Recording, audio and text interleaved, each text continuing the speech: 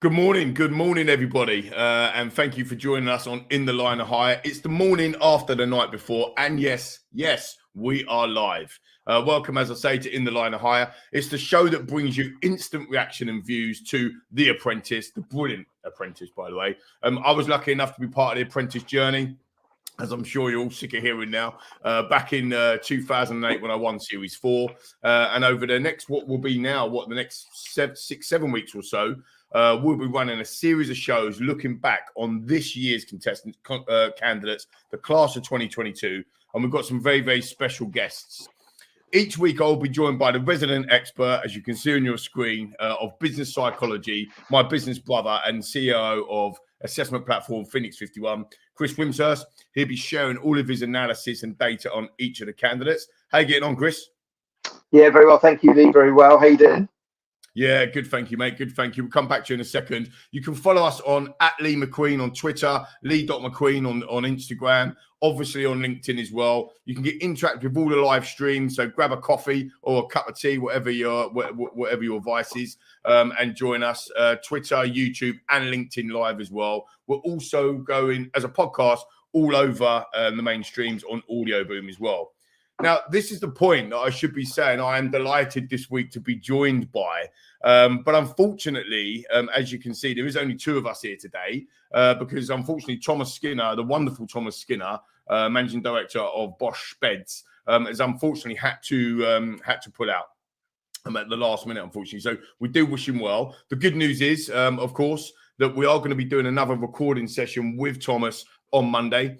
So unfortunately for you viewers, if you're tuning in to see Thomas, he's not going to be with us today. But what we wanted to do is take this opportunity, myself and Chris, just to talk about last night's episode and really understand kind of where we're at. I think we're kind of at the halfway point now, aren't we, Chris? So we wanted to showcase some of the data insights that we've actually got from last night. But let's get into it a little bit. I know Thomas isn't with us, but let's get into a little bit last night. Chris, just asking you, what do you think so far kind of the team dynamics? It's quite a difficult event to put kind of the event task on, if you like. What do you think about the teams and the project managers yesterday? I thought it was quite interesting.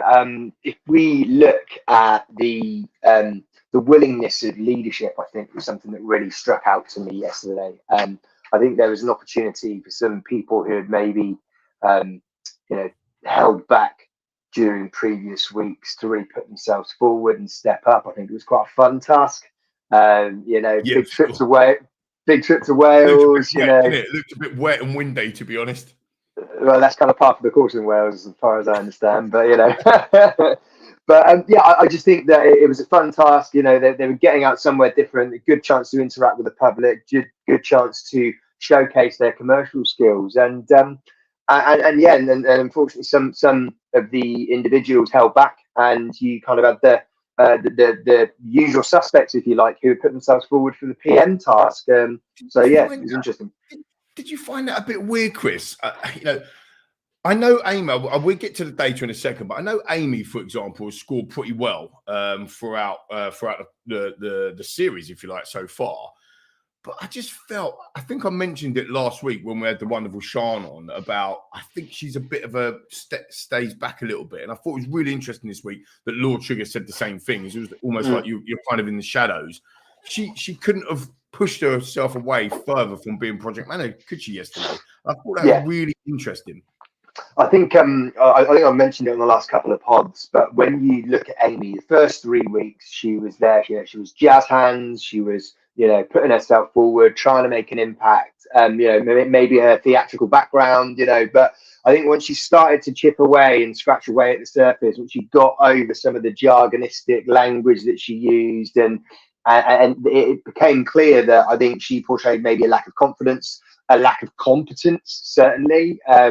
And that she wasn't willing to really make those tough decisions and put herself in the limelight. And I think first 3 weeks she scored well, yes, but then she's really dropped off the last 3 weeks. And I think that Alan Sugar's a very good judge of character, and he found her out, I think, and then he wanted to get her back to the boardroom to call her out on it. And this is the first opportunity he had to do that. Yeah. I think it was a couple of weeks ago, wasn't it, when Lord Sugar, the boss, actually turned around and said, are you sure? I can't remember who. I think it was to Alex, wasn't it? To Alex Short when he said, who you bringing into the boardroom, and he did bring Amy back in. And Lord Sugar sort of went, are you sure? And sometimes Lord Sugar does throw in a curveball in that. I mean, I've been in situations in the past in that scenario, but Alex didn't bring Amy back in, and I wondered whether or not he wanted to kind of, Lord Sugar wanted to have a bit more of a in-depth conversation with her, should we say? Because I think what's quite interesting for the viewers and the listeners as well is that the boardrooms actually last about 10 hours. From a filming perspective, it is long process. So the editors do an amazing job, production do an amazing job to get a boardroom that is filmed over that period of time, Chris, into such a short space of time. Do you know what I mean? So, what do we get to see as viewers? 15 minutes, maximum 10 minutes. So it's a huge job. But so that interaction when you have with Lord Sugar, and I've said it many times on the show already. I was never in the final three of the boardroom, right? So I didn't have that much interaction with Lord Sugar during the period. It's almost like you relish that. So I wonder whether he wanted to have that. But obviously, yesterday he did have that opportunity with Amy in the boardroom, and ultimately gave her the finger. We'll discuss that if it was the right or wrong later on in the show. Let's talk a little bit, Chris, about Stephanie, because I've been. It's such a weird one, right? Because having been on the show, I can understand. I know what happened when I was on the show, and then when you watch it back, I also know that sometimes it can feel like that I was a little bit in the shadows. For example, I obviously we haven't got Thomas on with us today, or any other contestants that have been on so far. But with Stephanie, she's done some good stuff week 2, week 3 or so, but she's been slowly kind of bobbing along. And then yesterday or last night, sorry, I think she'd come to the fore. And you could see she was under pressure. You could see in her facial expressions, and even in the boardroom, how solemn she was at times. You could see she's under pressure, and the show does that to you. But in all, I think she's done pretty well. She led pretty well. What's your take on that? Yeah, I agree. I'd earmarked Stephanie as one to watch throughout the series. Oh, really? I always felt like first 2 episodes, I think she deliberately held back. I think it was tactical. She was surveying the lay of the land, really understanding the different characters, and I think she had a lot more to give. And I think I commented on it, but she's like, there's definitely more to this businesswoman, and then she's found her feet, she's found her confidence, she's become more assertive, she's been like sub-team leader, she's showed good communication skills, good commercial skills as well. And I thought that she was excellent. I thought she really displayed some good decisive leadership within the different areas. There was some pressure that was on her, but I just think that she's got a good balance between the ability to drive results, as well as showing a bit of personality, a bit of empathy as well. I just think a very good all-rounder, and we'll come into the statistics. But like you, I was very pleased to see her take the PM role, and also I think come out smelling a roses, really. I have to say, and that's difficult. We haven't got a benchmark, but so it feels like I'm referencing my time on the show, which was ages ago. So apologies, viewers and listeners as well. But I look at the PM role or the team leader role, and that's definitely evolved over the last kind of 10, 12, 14, 13 years or whatever, 16 series it's been going. Because I don't think it ever used to be as big a deal as what it kind of is now. I actually don't think that they even called project manager until my show. I actually think that we have to check the record books, but I actually think it was our show that actually named it project manager. And it started to become a bit more of a thing. It's almost like now, when you step up as a project manager, you have to make them big decisions. It has to be your decision. And sometimes I find that quite strange. I thought that having the people around you, so some of the candidates, even thus far, so we're into week 6 now, still haven't worked out, in my opinion, that actually if you work together as a unit, as we've said with Karina on the previous shows, we've said with Milan on the previous shows, if you work together as a unit, you get a better positive result and you can't get fired. I still think that people haven't worked that little bit out. Catherine, I have to be honest. I mean, I've seen a few comments on social media, and social media is probably not the best way to kind of benchmark things. But I've seen a couple of comments about Catherine. I wish I was on Love Island, and or so on and so forth. People saying that she should be. I've actually been really impressed with Catherine. And again, yesterday just their energy, her enthusiasm, getting the tourists, if you like, up for it. It was the sort of thing that I would try and put smiles on people's faces, sort of thing I would do. And she volunteered again to be project manager when she didn't really want to, but she put herself forward in that. What was your take on Catherine? Yeah, I was exactly the same. I think that she allowed in others to put themselves forward. I think if you remember from the first week when she was like, I'm going to be PM, and she like threw herself into it, and she didn't necessarily come across that well. I think she was a little bit dictator-esque, within that first week. I think that's kind of everyone finding their feet though, Chris. Do you know what I mean? Like, I agree. But I think that she's again grown into it. She's learned how to find the balance, and that was shown this week where she was like, anyone else want to be PM? No, actually, I am going to put myself forward if no one else is going to step up. And I think that actually that was, fair play to her for doing that. And it was really interesting. If you actually look at all of the others within her group, they didn't step up at all during the whole task. She did really well, and she was driving it. Yeah, she almost left her on her own, didn't she? Almost. It was kind of like, I mean, we just for the people, the listeners on audio, we're just showing Catherine's graph at the moment. I mean, she's second in overall task this week, but fantastic communication, hasn't she?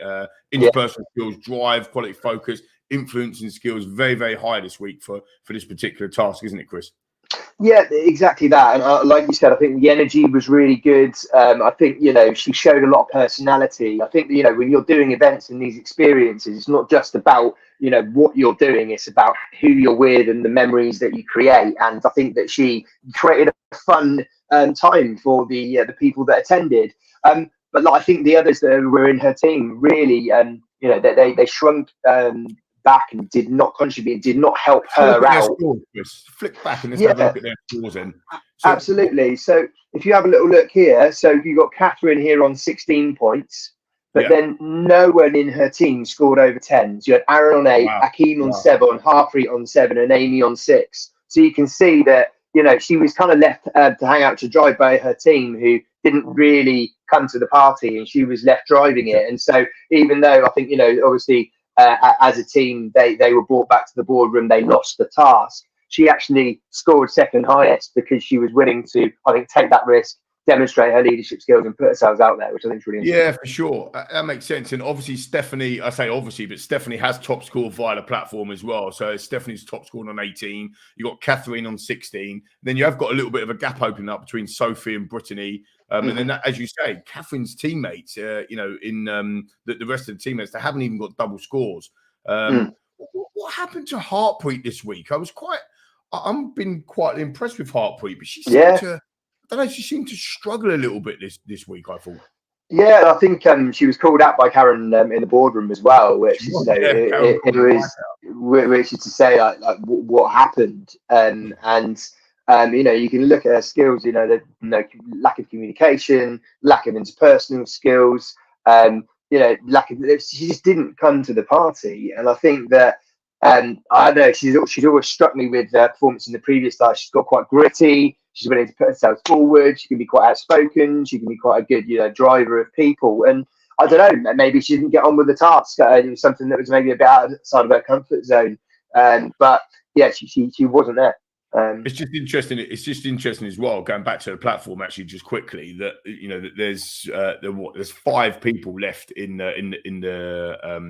Catherine's team, and you would have thought the personality of Harpreet. I mean, she did make some comments that she was a little bit worried about Akeem, because I mean, look, Akeem done well in the previous task as a project manager, and that's maybe why he's been given a little bit of grace as well in here. But I didn't think Akeem actually done much in this particular task either, and his score as 7 is reflecting that. But it did feel like that it was, and it didn't come across to me as Catherine, it's my way or the highway. It just came across as Catherine was like, okay, what else do I do here? Right, okay, I'm just going to have to go for it. And I think that's where maybe Harpreet and Akeem in that sub-team actually did struggle. Yeah, and I think I did want to talk about Akeem and Akshay, because I think that they were 2 of probably the most outspoken individuals right at the start. They really were in the limelight for the first couple of shows, and both of them have really, I think, shrunk into the background and really have not delivered. Akshay in particular. I that think was his first task, Chris, wasn't it? That was his first task that he won yesterday. Yes. We're 6 tasks in. That's the first one he's been on the winning side for. So that's really interesting. Yeah, if you look at his contributions, he scored a 3. And is that for yesterday? Yesterday he scored a 3.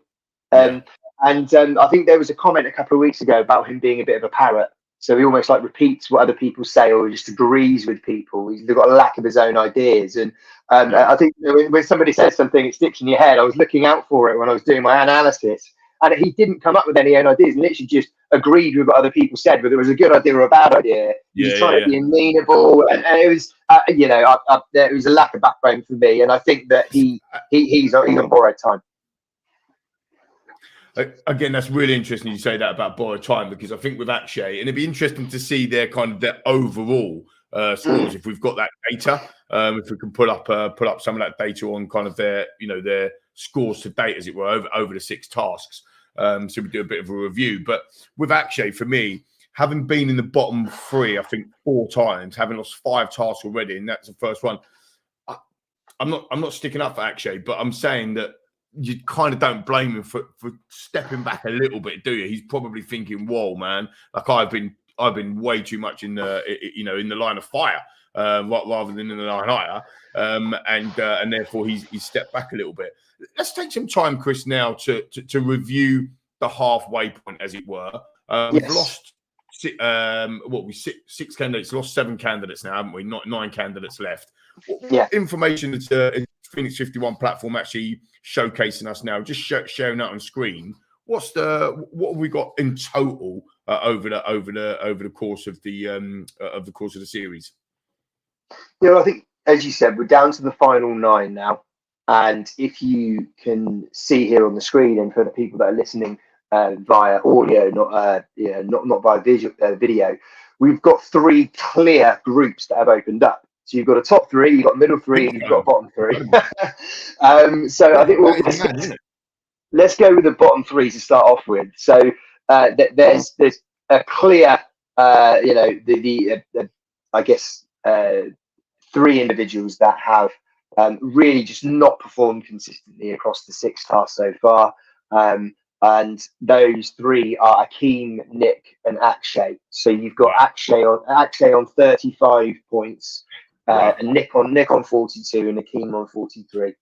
And I think that for me that rings true with what I've seen, with the analysis that I've done, with the feedback that we've had from different guests on the podcast, is that these 3 just really, I don't think, haven't shown enough to really consider them to be commercial astute businessmen. If you look at Akshay, I mean, his statistics are pretty shocking. You can see they are pretty bad. For Akshay. If you're watching, you're listening to Akshay, sorry, but the platform, the data, the insights, that they are a true reflection. So overall, when you look at his performances against the key behaviours and competencies that we're looking at, and also against each other, he's 10-15% of where of where we need to be. And again, same with Nick, and it's probably, when you look on screen now, again, just stretching to 20% of where maybe Lord Shidder's expectations would be of Nick. And maybe that's because he did put himself forward and won a project management task as well. So maybe they've got some more to offer. But if this was a boxing match for you sports fans out there, at the moment, these 3 lads, when you're looking at Akeem as well, only on 43, these 3 lads are way behind on points, aren't they? I mean, they're going to have to use another analogy. You're going to have to score a lot of goals in the second half of the football match, aren't they, Chris? 100%. And I think they're scoring almost half of the top 3. And I think that gives you an idea about the disparity in terms of quality in their performance over the first 6 and episodes. All lads as well, and all guys. I remember having the current champ Karina Lepore on our first episode of In the Line of Hire, and Karina said, it's always the guys. For some reason, it's always the guys. Certainly in the first few weeks that struggle. And again, we're seeing that with the data here. We've got 6 weeks worth of data now, and 3 of the bottom 3 are all lads. Do you think that's a team dynamic, or do you literally just think it's that they're not stepping up to the plate? I think if you look at it from a kind of a personality assessment perspective, like it's proven that that women have probably a higher level of emotional intelligence than guys, Interesting. and so if you're looking at it sometimes from a leadership perspective, where you need to be decisive, need to make decisions, men can sometimes put themselves forward. I'm going to be the leader, but actually, does that work with this environment? And I think that's the question. Is that I think there's that higher level of EQ demonstrated by the women. They've got an ability to work more collaboratively, to get people on the journey with them. And I think that's why you're starting to see them leading the teams better, getting better performance out of people who they're working with, rather than just trying to be that strong leader. And therefore, I think that's going to be reflected in the scores. So I want to talk about the next three, if that's okay, Lee. Your Sophie, your Harpreet, and your Brittany. Yeah. Yeah, because interestingly, the next three, kind of your mid-range, in that middle tier, 54, 57, 63 points respectively, they're all women. So, again, is there a correlation to what we're seeing and what sort of patterns? Talk to us about that, Chris. Yeah, so I don't personally feel that any of these three have really stood out for me, but they have been consistent. So I think, Sophie, I would actually think a sub-team leader this week probably had her strongest week. Even though, there was she got a bit waylaid with the detail in the whiskey analysis, I think. She did, I think, make some good commercial decisions, and she was working with Nick and directing him. So I think actually, she's got some level of commercial awareness, some degree of interpersonal skills. So she's done okay. As you mentioned before, like Harpreet, she's also shown some grit and determination and creativity. And Brittany as well was a bit quiet and then had an okay week last week. But again, not jumping out at me saying like these are fantastic candidates, but actually, they're doing some okay stuff. So if we review Sophie here, as you can see, some good communication skills. She's demonstrated some leadership skills and interpersonal. Creativity's been lacking. Maybe her ability to influence. I've definitely seen that with the analysis. Definitely say. I mean, again, agreeing with the data completely. Influencing skills across the 6 weeks is less than 10% on Sophie. Yeah. And if she's going to get up there in that kind of that top 5 to get to the interviews and to get to the business plan presentation part of the show, she's going to need to start to drive that influencing piece. And Lord Sugar will be very well aware of what he's looking for. I mean, we don't know what Lord Sugar's looking for. He's looking for a strong business. He's looking for a strong partner. So actually, when you get up to the kind of the top 2%, 3% or so, it might come down to the business plan. But ultimately, he will be looking for people that are strong in their influencing skills. I think he's already said on this series, Chris, correct me if I'm wrong, that actually he's not looking for yes people. He's looking for people to make decisions and to drive things forward. So drive and quality focus for herself and her career is about 50%, but influencing skills is around 10%, and she's going to really need to improve that, I think. I agree. I think there's been a couple of tasks where she has tried to put her point across, has been challenged on it, and then essentially went quiet, or she had a little bit of a look of a wounded gazelle on her face. It was just like no kind of comeback from there. And I think that ability to back yourself and to negotiate and to stand up for yourself is really, really important. So I think she's got some work to do. It'll be interesting to see how she performs in the next few weeks. If we then go into John, comment on screen there, Chris. John says, love the analysis on the data points, all very cool. So thank you very much for that. Really appreciated. And again, it's just reflecting, hopefully not a subjective matter. We watched The Apprentice, and the reason why, one of the key reasons why you and I both got into business together, Chris, and the fact that we're so passionate about this stuff is that we totally believe that assessment is the way to really make a better hiring decision. And actually looking at an assessment every single week, watching, looking, observing. That is The Apprentice, isn't it? That is essentially what Lord Sugar, Tim and Karen are doing every single week. They're watching, they're observing. Can these individuals cope with the pressure that we put them under into difficult circumstances? Have they got the communication, the leadership, the interpersonal skills to be able to, can I work with these individuals? Does that make sense? And it's absolutely fascinating. 6 weeks in, the halfway point. And again, this wasn't planned. We was meant to, of course, have the wonderful Thomas Skinner with us today. But actually looking at these data points halfway through, you get some really good insight, don't you, as to how it's going to move forward. And again, we've got Heartbeat now on there. Look, planning and organisation, drive and quality focus, still hitting some red marks here. There's some improvements, isn't there, Chris, for Heartbeat? Yeah, I think what's interesting is if you look at Harpreet versus Sophie, is that Sophie's weaknesses, which were creative thinking and influencing skills, are Harpreet's strong points. So clearly, you know, there's more of a creative spark going on. She's put herself forward. There's more ideas that have come out of Harpreet. She's able to convince others that those ideas are relevant and valid. But actually, you know, if you're not organised and you're not going to push towards the line, and you can't communicate better, you know, there's some serious red flags there and amber flags, I think, that, you know, that may come unstuck unless she's really willing to put herself in the limelight in the next few episodes. I think she could be at risk. So that's Harpreet. And I think, you know, just going back to what you were saying around, you know, competencies, you know, I'm a business psychologist, so I'm a bit of a self-confessed competency nerd. I love all this stuff. We love you. But it's around what we talk about at Phoenix. We talk about putting the science behind selection. So what we wanted to do is overlay the what is considered the gold standard of assessment centres, which is competency-based technology, and overlay it to what is essentially a giant assessment centre, which is the Apprentice. And I think it's been really interesting just to see the analysis and see those trends as we develop over the weeks to come, because I think that, you know, as we find when we're doing real life assessment centres, is that the statistics never lie, you know, and and it is about giving the statistics out to make a better considered decision, isn't it? Let's talk about the top three then, because as you say, there's clear groups. Stephanie, Catherine, and Aaron. So Aaron's on 78 points, Catherine on 80 points, and Stephanie on 83. And this, viewers and listeners, is across the whole of the 6 weeks. Just to reiterate that, some might be a bit surprised to see Aaron up there, based on yesterday. And I think that would have hurt him a little bit. Lord Sugar dug him out. He actually said yesterday, "This is, you know, you were very lucky this week. You were lucky." So then maybe he felt down this week on points, but overall, over the 6 weeks, he's actually in third position at the moment. So how have you found his performance? What's his data saying? Yeah, so first of all, on Aaron has been Mr. Consistent.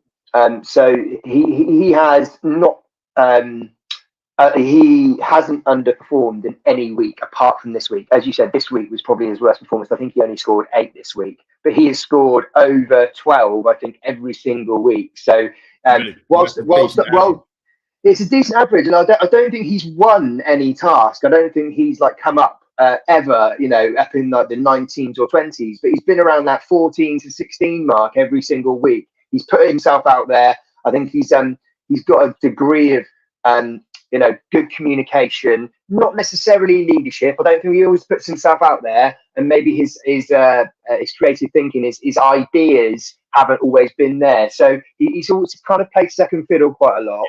Yeah. I agree with good communication, good interpersonal skills, likes to push himself to get over the line.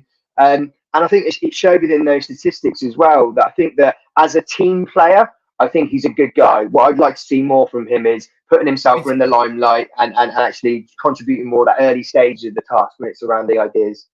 I remember Lord Sugar, just come back to my experience. I remember Lord Sugar famously said to me, or famously in my head anyway, he said to me, "Are you a one-trick pony? I know that you can sell, you're really good at sales, but you're a one-trick pony." And I was like, "No, not at all." And I had to really defend that in the boardroom. This was in the final, actually, I think, from memory. And I wonder whether or not Lord Sugar's looking at Aaron and kind of going, "Well, look, you've put yourself out there as the top salesperson, and actually you're not really showing me that you're brilliant at that." So sometimes when you go out on a limb and say, "Yeah, I'm good at this," and then it always comes back to bite you in the behind, should we say. So there's no doubt on screen now you can see that he's hitting nearly 90% of all the key behaviours and competencies that we would expect. So he's obviously doing very well. I'd like to see him in the next 5-6 weeks step up again as project manager. The Apprentice show, actually doing it, is really, really tiring. I think it was Alana, to be fair, that said that it is a marathon, not a sprint. And it is very, very difficult to keep going all of the time. You know, sometimes the viewers think that we have like 3-4 days off or whatever. We don't. It's straight in, straight away. And I just wonder whether or not Aaron's got the energy to crack on with that. I don't know, but we'll see. He's got a military background, Lee. So well, hopefully, he's got that resilience. Yeah, hopefully will. That is a bloody good point, to be fair. So yeah, hopefully we'll have that. I would just like to see Aaron a little bit more, open up a bit more as well. Put some smiles in his face. He's noticed. I don't know. Sometimes maybe it was just last night. I just feel like it's so serious. Sometimes in business it needs to be a little bit more fun, right? I mean, we're business partners, Chris. I just think sometimes a little bit serious. But look, I was going to say, Aaron's got that in his locker. I think he's got that playful nature to him, and I think we need to, essentially see some more of that. So there we go. Yeah, so we've got a comment here. Yeah, we've got another comment from John Bennett on the screen now. The importance of the core contributor should never be underestimated. And I think that what John's saying there is that the very essence of people that are consistently contributing all of the time, whether or not they're in the project management role or whether or not they're kind of in the sub team or in the background, that I agree with that comment from John there as well. And we've got comments flying in all over the place now as well. Another John says, I love the fact that you can identify skills gaps on candidates to enable upskilling personal development plans. Fantastic. So yeah, I think loving the platform there. So thanks ever so much for that. Really appreciate that. Chris, going back to the top two, as it were, then across the 6 weeks, Catherine, what's Catherine's data saying to us? I'd just like to say, first of all, the top two, Catherine and Stephanie. I think that, yes, the data's there, but even before I did all the calculations and did the analysis, for me, I was like, Stephanie and Catherine are running away with this. And actually, then I did the analysis and then they came up in the top two. So it wasn't a surprise for me. I just think that they are both, they're astute, they are driven. I just think they're both really impressive. And I don't think some of the bad rap that Catherine's getting on social media is justified. I think she's really trying hard and trying to put herself in the spotlight to try and win. So what's interesting about this data, because I'm seeing this for the first time that you prepared for the 6 week piece. What's quite interesting that Stephanie is winning, and I'm not saying that I wouldn't have had her as the leader, but actually it was only her first time in project managing in last night's show. And typically, when you perform well as a project manager, your attributes will come to the fore. Everyone can see it, all the viewers, all the listeners, obviously Lord Trigger, Tim, Karen, you come to the fore because you are putting yourself out there. So I would probably suggest on that Catherine was probably ahead from week 5, but up to week 5, I would probably say Catherine's ahead. So these two are, Stephanie and Catherine, are very close, aren't they? Yeah, and I think probably Catherine would have been leading, but if you remember, she was sick for half of one of the tasks, so she wasn't actually. I think she scored 8 on that task, and that's simply not because she got marked down, but she couldn't contribute because she was only in half the episode. So I think that had she not been, she'd have probably been up there. Quick question on the screen now, Megan. Is there any candidates that have shown a lot of inconsistency? And again, I think what we're seeing is the reverse of that with these top 3 in terms of they've been very, very consistent, aren't they, in terms of every single week? So is there any data or analysis that you've pulled out, Chris, of the platform that's showing inconsistencies in anyone? I mean, you're looking at Catherine's number chart or a graph now, very, very consistent across the whole period, isn't it? Yeah, I think so. And I think that, the bits where we've highlighted the areas for development for Catherine, I think that communication and interpersonal skills, she needs to work on taking people on the journey with her when she's a leader. So I think that was demonstrated in the first week, and she did better as a sub-team leader. And I think that definitely was improved this week. And sometimes I think with a commercial awareness, I think like this week when they were looking at, the figures for the how the price point for the train journey and the trip, she was literally plucking them out the air. She did not, she was like, shall we go this? And there was no thought, there was no research, there was no analysis. And I just think that she needs to work on that commercial piece. But I think that, that's looking at the development point, leadership 100%. She's getting out there. She's really creative, I think. She's really driven. She's organized. She's very good at checking in with, when she's PM, right? What are you doing? How are we progressing on this task? And I think generally leading the sub team as well as her own, as well as fronting the whole task as well. I think she's got the right attitude for me. hiring on attitude, behaviours, and competencies, and then training for skill, I'm an absolute believer in. And I think that, you know, we don't know. I know she owns an online retail store. I think it's a pajama store that she's built a business on. Obviously, we haven't got the insight into their business plans, but and again, Lord Sugar might not want to go into online retail in pajamas. Like he might not. He might much prefer, going into Stephanie, who we got on screen now, into the children's stores, also online. But I mean, wow. I mean, you're looking at Stephanie's graph now, and, for the listeners on audio as well, communication, leadership, creative thinking, greens. I mean, she is hitting 90% of most things. The only key thing, and this is interesting actually, is she's got a red. So sometimes you'll see green, a couple of ambers, little improvements, but actually it's very rare to see all greens, but then a massive red flag, which is here. And it's on drive and quality focus. And having worked for Lord Sugar for 2.5 years and been through the process, I can tell you that drive and quality and focus is absolutely imperative to be successful with him. So what do you think? Why do you think that is? Is that because sometimes her demeanor, or maybe she's been a little bit kind of in the shadows a little bit, or do you think that would change moving forward? Now she's got the confidence of being PM and winning.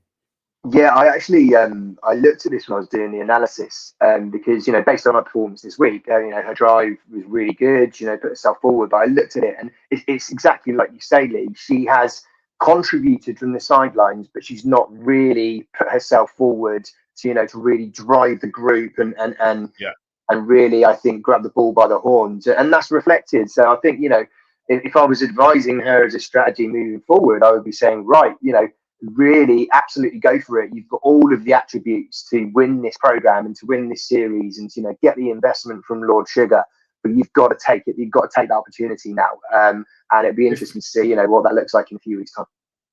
Do you know what? It feels like that you've got, I'll try and do a couple of analogies here, but it feels like, when you see like live performances, from musicians or artists or singers and that type of stuff, and they've got the talent, but they're just holding back a bit. They're not not belting out that last note, or they're not pushing that last five.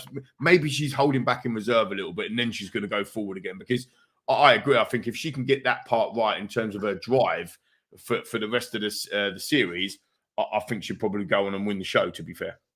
Yeah, I'd agree. I think she's she's got a nice manner about the way that she communicates. I think she's got that good balance between focus and leadership, but also people listen to her when she communicates. I think she doesn't waffle too much. She's quite direct, and I just think about could I see her working with Lord Sugar? And I think as a kind of a synergy, as a personality fit, I think they work really well together.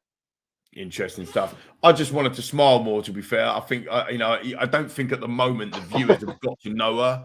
I've said that quite a lot on this show today, but I do think it's really important that, that people buy into that aspect of working with somebody as well. I'm not saying you have to be all smiles when you're doing business, but also what I am definitely saying is you don't always have to be like really serious and whatever as well. Just flick back, if you would, Chris, to the main selection screen. So look, just to summarize, this is our halfway point in the Apprentice 2022 class of 2022. We've got some clear front runners. Stephanie, Catherine, and Aaron are the front runners at the moment, and there's 5 points in between all three of them. Then you've got your second group, which is your Brittany, your Harpreet, and your Sophies, that are looking at, a good 20 points or so behind the front group. The peloton, as it were. If you're thinking of cycling, these people have got to start to make a push. There is time to make a push. They're outside of that core group. What do they need to do, Sophie, Harpreet, Brittany? What do they need to do to really push on? If we're looking at an average score each week of around 15 or 16 for the top performers, they're going to have to be top performers for the next 3-4 weeks, aren't they? Yeah, for me, they've got to put themselves forward for PM, and they've got to win the task, and that's it. They've got to take the risk now, otherwise the consequence will be that they're going to be in the ballroom and they're going to potentially be sacked. So I think that they've done okay, and if they're going to want to start to push towards the front of the group, they're going to have to really go some. To be honest, I do think the writing's on the wall for Akeem and Akshay. I think Akshay is living on borrowed time. I've got a bit of a soft spot for Nick. I think he's very lovable. He's kind of that. He's got a good personality about him, but I don't necessarily think he's maybe got the business acumen to back it up. So, but again, I think for me, I think you summed it up perfectly there, because when we're hiring people, in business globally, all of us are human, right? And some of us do have a soft spot for certain people, but actually the data is not backing up that he's good in leadership. The data is not backing up that he's good commercial awareness, interpersonal skills. There are red flags all over his graph at the moment. I think that he needs to work extremely hard to show us a different side of his character. And to be fair to all of the candidates left in the process, the top 9 as it now is, there is still time. As you say, put yourselves forward, really start to drive. This is where you start to see, the cream, as it were, rising to the top. It only takes Catherine or an Aaron, for example, to start to rest on their laurels. I mean, Catherine can sit back now. She can say, right, I project managed 2 tasks. I ain't doing it again. So she might not be project manager for the rest of the time. All of a sudden, her scores just start averaging out, and somebody comes and overtakes her. So I think it's really important that they understand that and they go for that and they give their best ability. But there's loads of time left for people to be tired, for people to be mentally tired and physically tired. It's a hard, grueling process. So absolutely fascinating insight today. And Chris, thanks so much for spending a longer period of time with us than we would have usual. But the insight of the halfway point has been absolutely fascinating. Just want to ask you, Chris, did Lord Sugar get it right this week? Do you feel on this week's task that Amy should have been fired? Oh, I do. Yeah. I'm a bit disappointing because I think that, like I said, for those first 3 weeks, I think she showed potential. But I think, when she scratched past the surface, I don't think there was enough substance there.